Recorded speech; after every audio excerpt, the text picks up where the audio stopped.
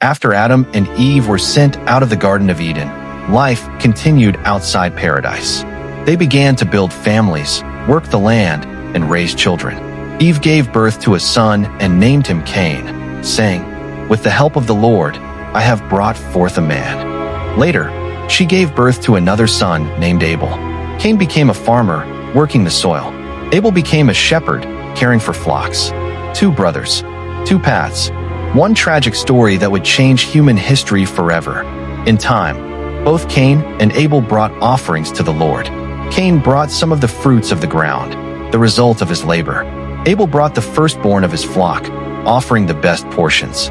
God looked with favor on Abel and his offering, but he did not look with favor on Cain's offering. This moment revealed something deeper than the gifts themselves. It revealed the heart behind the offering. Cain became very angry. His face fell. God spoke to Cain with mercy and warning.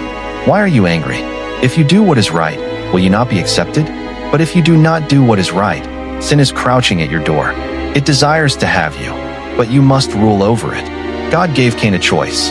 Anger could be mastered, or it could master him. Instead of heeding God's warning, Cain allowed jealousy to grow. He spoke to his brother Abel and invited him into the field.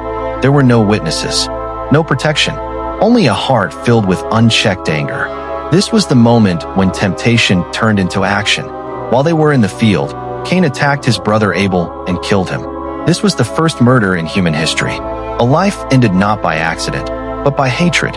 The consequence of sin had moved from disobedience to bloodshed.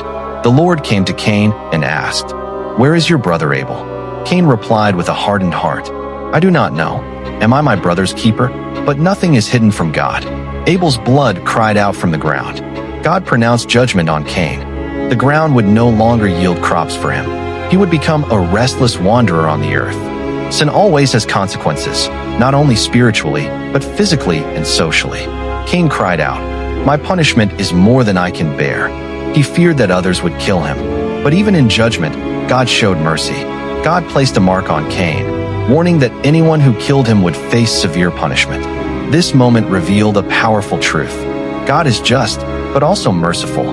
Cain went out from the presence of the Lord and lived in the land of Nod, east of Eden.